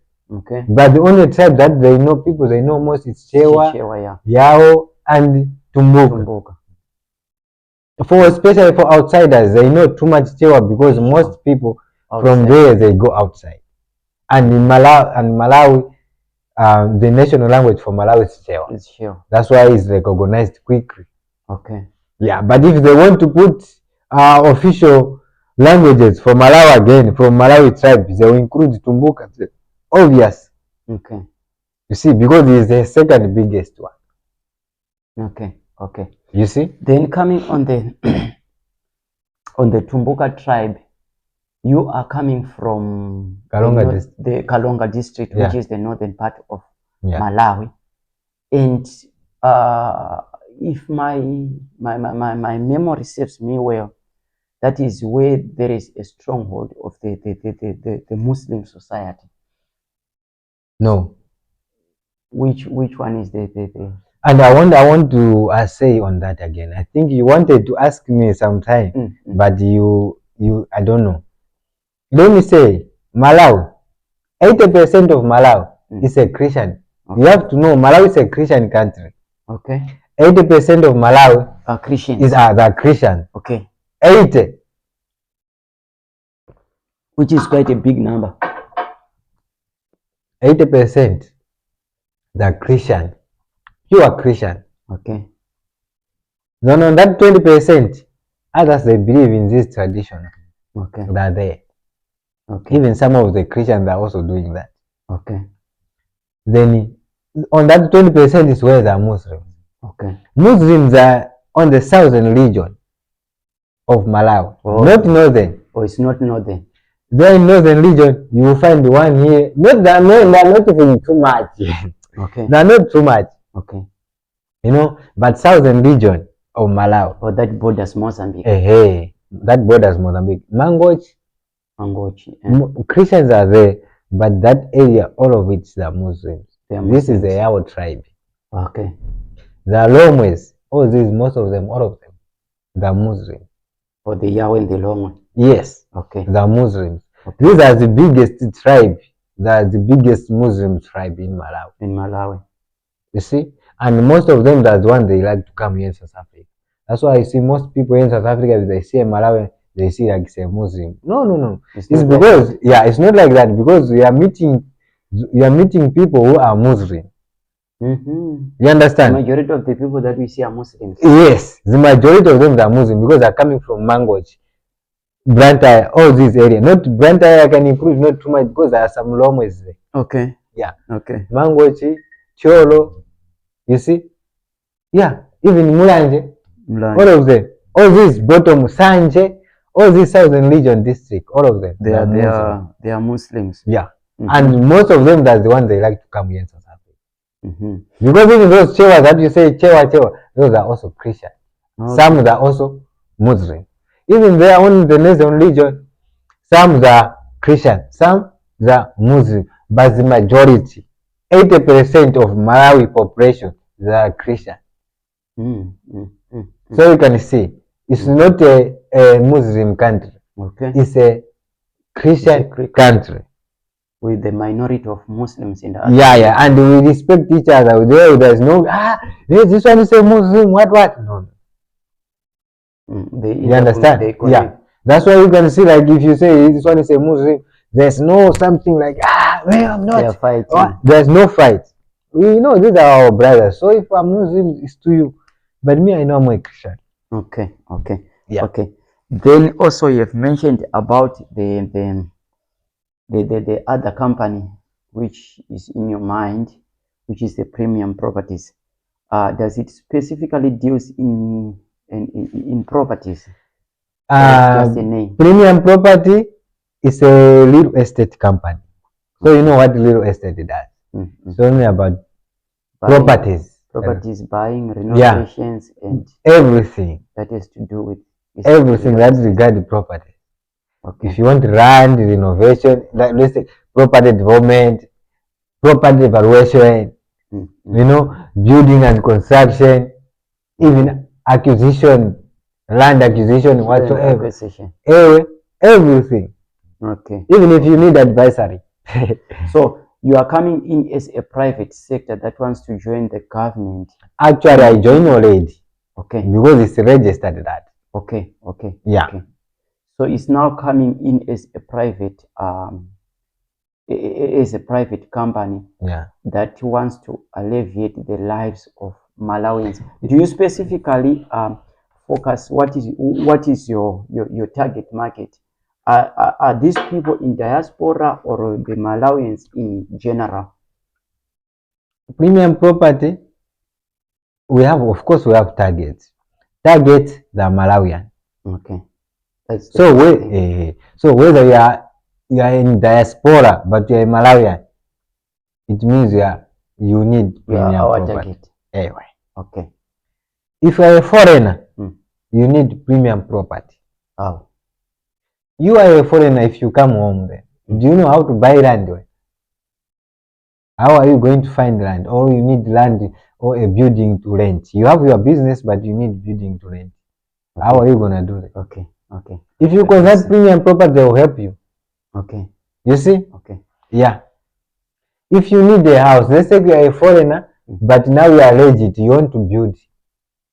Premium property is going to help you. Okay. Yeah. Okay. They are going to help you to build your house, everything. Or maybe you just look for a rent. Premium properties are going to help you to find a house for rent for you. And how is the land in Malawi? Is it expensive or cheap? Right now, I brought premium property to solve problems. There are most in Malawian, there is no estate companies. Okay. There are just some estate agents, illegal one. So I brought in premium property to bring legit agents. You understand? Also, you mean those that are operating now, the majority of them, they are scrupulous. Yeah. They are conmen. They are vendors. They will tell your money. They can even overcharge you. You know. So I brought premium property in to improve people's life. So you as a new competitor in the market, I might not be a new competitor. I might be the one. I might be the higher one. Okay. Okay. Me, the competitor will be the one that are behind. Or those the ones will be looking those upon that me. those that are coming. I can understand where you are coming from. Yeah, me, I'm in front. Then we have discussed about the political environments whereby there are ups and downs. There are some policy inconsistencies. Malawi will change. There are some anti-corruption things, and all these youth, some of them, they don't want to change. They still have got their old colonial mind of thinking how to work. And even like now, there are some people who still wants to have their passports ready so that they will get out of Malawi. So you as a young businessman or a young entrepreneur rubbing shoulders with people that are already 20 years in the business, how do you see yourself squeezing in between the space? I think my action will put me closer. There are big fish there. People who have too much money, they can do a lot. But what I have is knowledge. So they might beat me financially, but they won't beat me in thinking. Oh, so you mean they can outnumber you, but you can outsmart them? Yes. Okay. I can. That's it. Okay. I have too much courage. It's because of my mind. So how do you see yourself being in Malawian who is in a foreign country? But these things that you are talking of things that has to do with back home in Malawi. How do you strike the balance of being in a foreign country, then at the same time you are thinking of developing way back home? Do you have some time when you go back to Malawi and you educate youth here and there, then maybe you promise them, I will come here full time to do this business? No, you see, my business is already there in Malawi. Okay. And the reason why I opened this business there in Malawi, because most Malawians are jobless. You see, so I wanted to be an employer. I want to be a youth who is employing others, who is helping others to grow. There are rich people there in Malawi, very, very rich. I don't blame them, but they can use their money to open companies and create jobs. Some are doing that, but they're not doing it. They're doing it only on the other side where they see there's a business. But they can also open their businesses on areas where there's no business. Let them be the pioneer there, just for the sake of employing people around there. Then on the nature of your businesses, Premium Properties, Chance Fox Media, and the African Heart, does it fall within the government categories whereby the government can sponsor loans to boost those businesses? This is open. Government is allowed to do that, and this is the reason we register business. Okay. Yeah, you know, government cannot work on their own. They have to work with the privates. We have to work with partners. A public-private partnership. Like Premium Property. Premium Property is a company. The government can partner with Premium Property to help citizens with affordable housing. Mm. Government cannot provide affordable housing if there is no partner here. How are they going to do it? How are they going to reach? Premium properties here, the government provides funds. Premium property will be building those affordable houses to people. You understand? Through government, they put their service and premium property will be the one building. So it means premium property and governments are working hand in hand.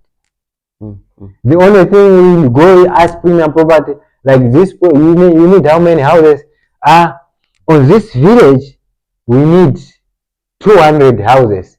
These 200 houses, it will cost us, according to this design of this kind of house, these 200 houses, it will cost us maybe 300 million Malawian kwacha. Regarding the situation, if the currency is going well. Okay. If it doesn't go well, then it might go up, but approximately estimated 300 to 350 million. Okay. You see, the government will take that fund. The government will take that fund and put it to premium property. And premium property will start building those houses. It's very, very important. And once we do like that,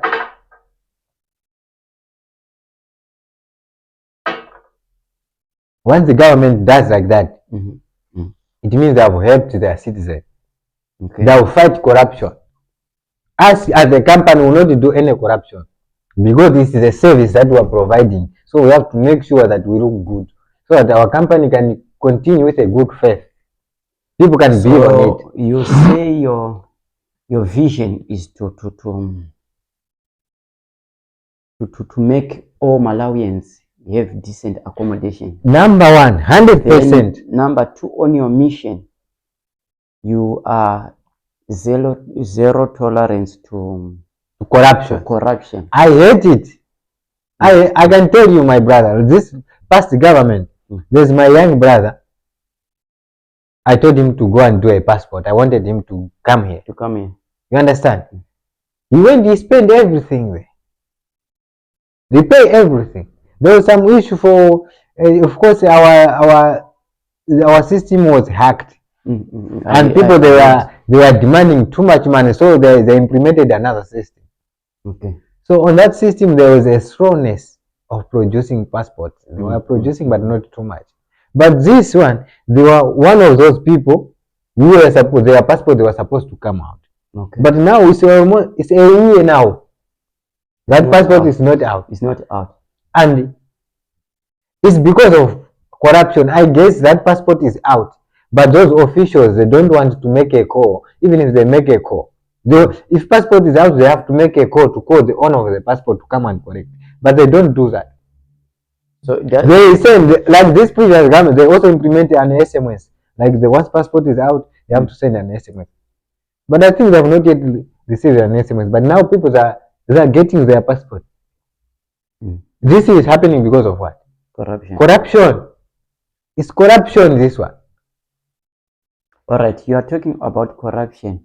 Then you become now an activist or someone who is campaigning no, an anti-corruption system. For me, for now, I'm not yet there. Okay. Me, I'm just busy with my business. Okay. I wanted to ask, how does it work maybe with the Trans Fox Media in terms of businesses? Does it also promote the messages that has to tackle or to do with issues of anti-corruption, since it is a media media house? As we are just talking here on this platform, only honest things, only truth will be spoken here, whether it hurts or whether it doesn't hurt. But yes, only the truth. Yes, it is. Yes, it will come out according to the way it was supposed to come. No going in corners, what? No. Just straight to the point. Straight to the point. You need Jesus Christ. There's nothing about that.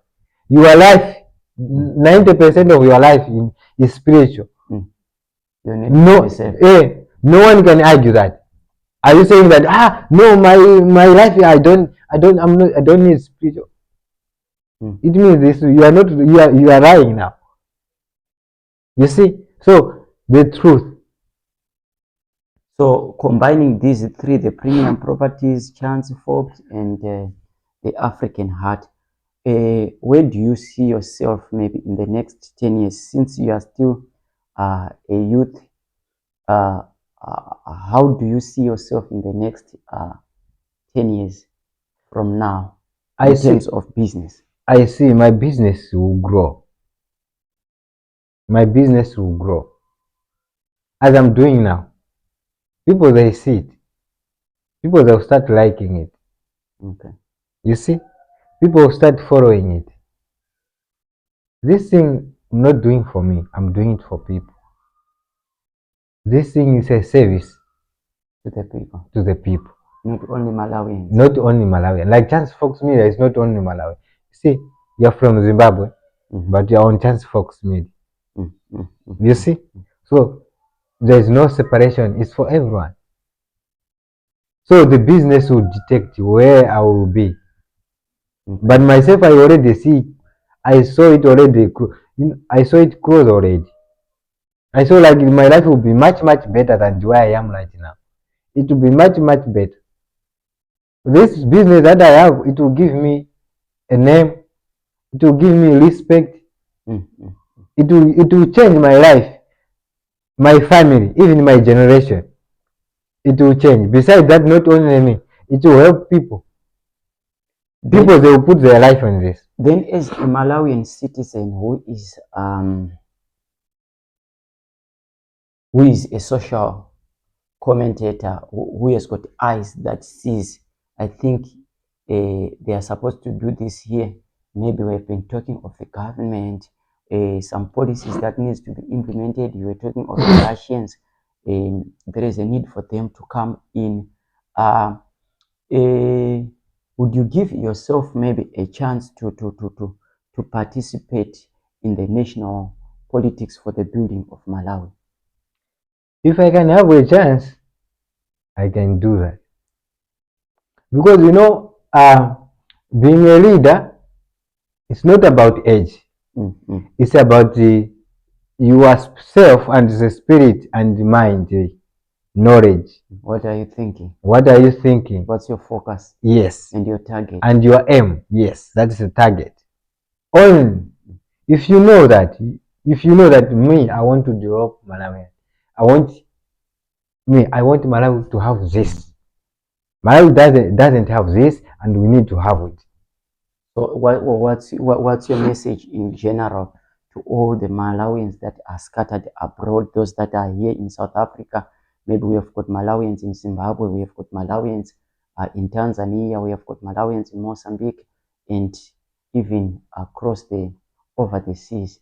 What's your message in building Malawi, coming from the perspective of business? The only thing that I can say to those people is that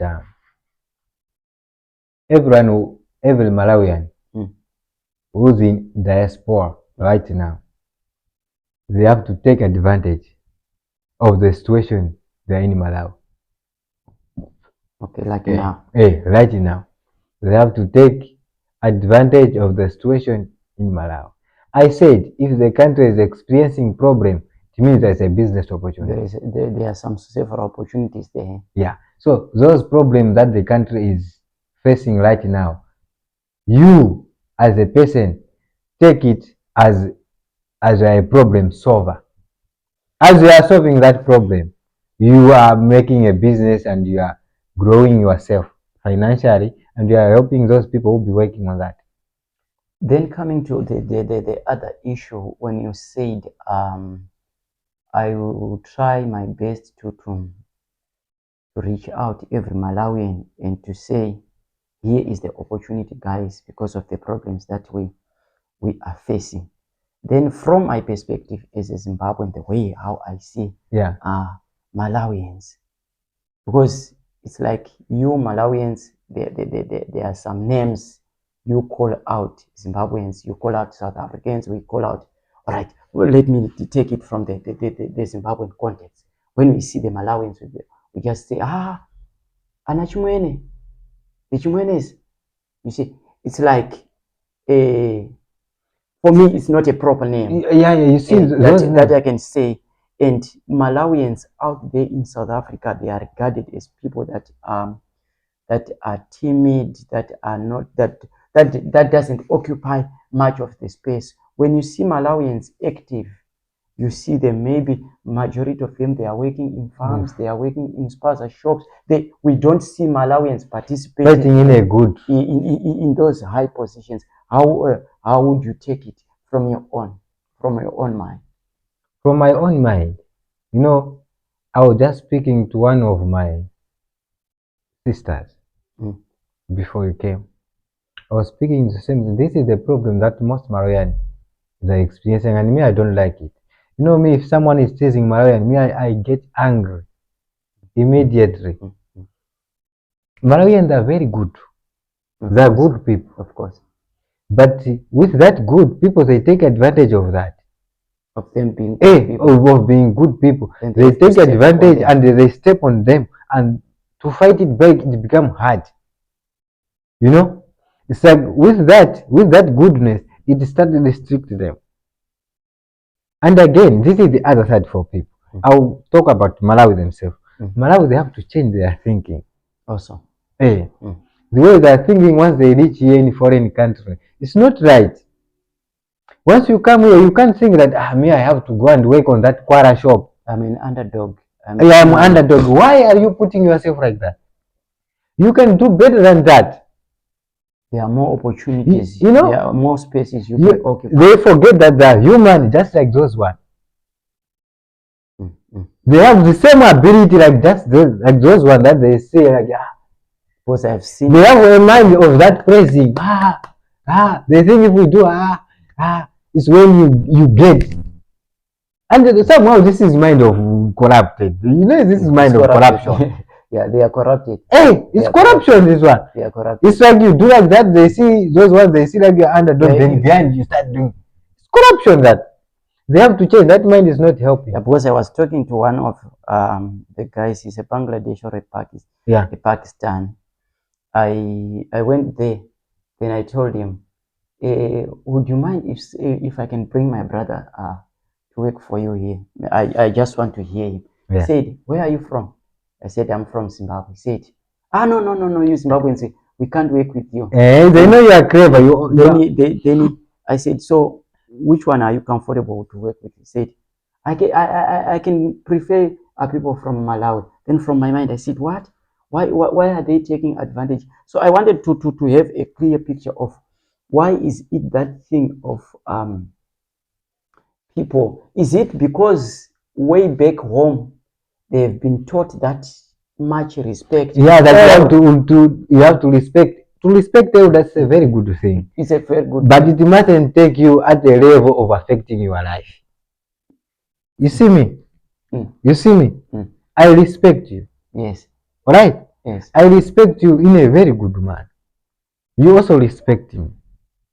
So there's something that you know that I can't cross, because this one is a person, I'm also a person.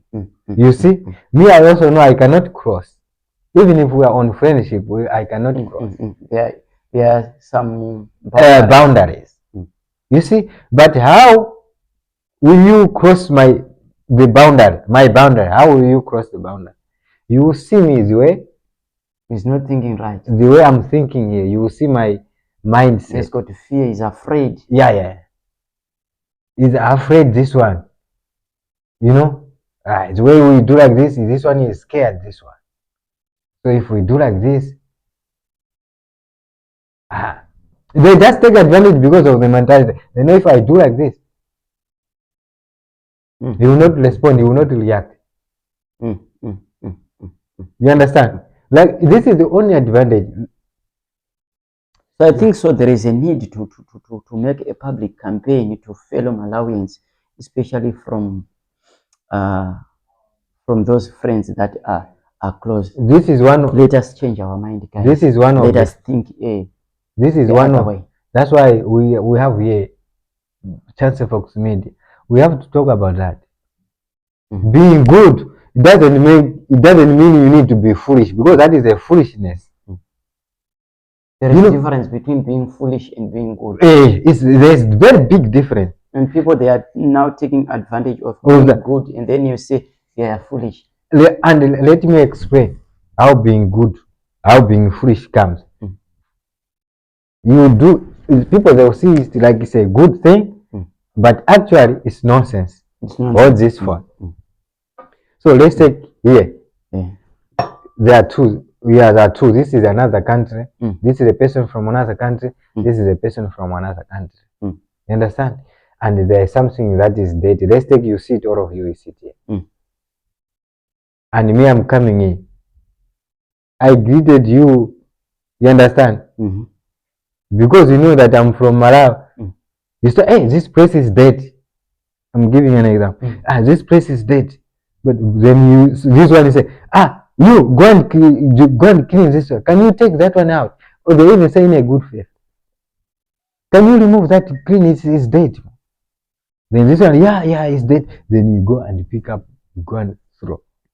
You see what's happening? To clean is very nice, but why this guy is sending you to clean? You have to think of it. You have to think of it. Why me? Why me? Because all of us were here, and there's no one who's a boss here. Or even if I go and clean it, even if I clean it, I'm not gonna get paid for it. But why I'm cleaning it? If I refuse, do I mean that I offend everyone?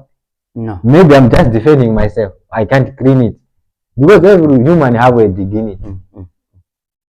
You understand? Yes. So Malawians, they don't use their dignity. They don't see it. They humiliate themselves. Me, they can't send me. If they say, why are you sending me? Why are you sending? You are saying you saw it. You saw it is dirty. Why don't you go and remove it? Why are you sending me? So do you have maybe a time frame in picture that you can say maybe this thing started like this time? Because let me just comment on Malawians in Zimbabwe.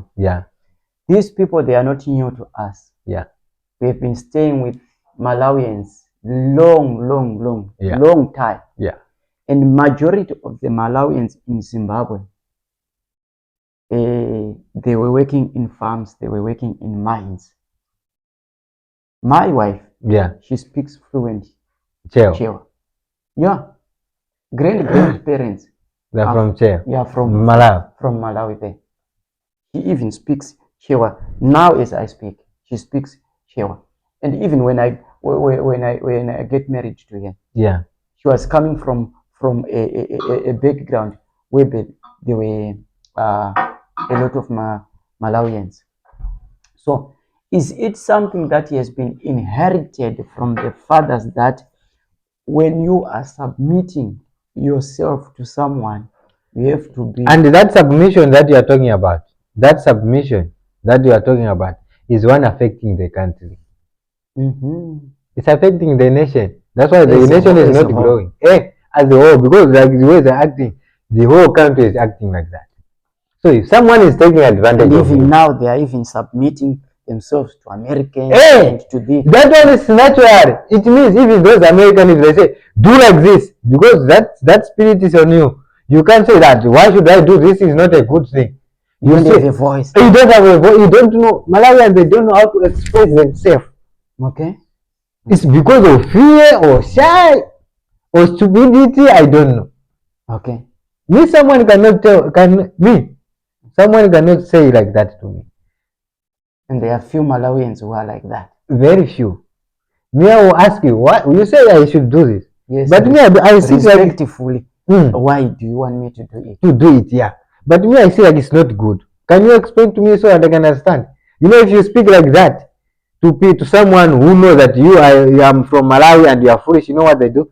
They start shouting, like to put some feel like they're angry. Why are you asking some question? Just do it. If you say like that, then you want to fight with me. But with all Malawian, they will just leave you.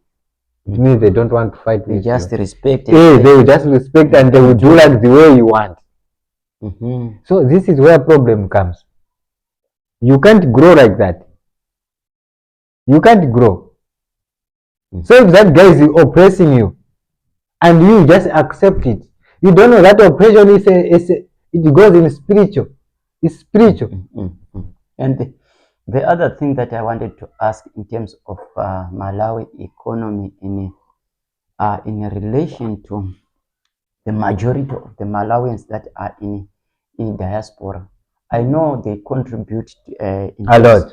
Yeah, in terms of remittance, sending money back home. Yeah. How do the government in Malawi see the people in diaspora? Because we see okay, honestly, countries, I think there are countries that are I think we have to stop at 35. All right. Yeah.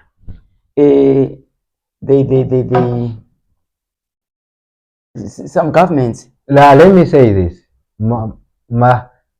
Malawian who are in diaspora, every Malawian in diaspora are respected there at home.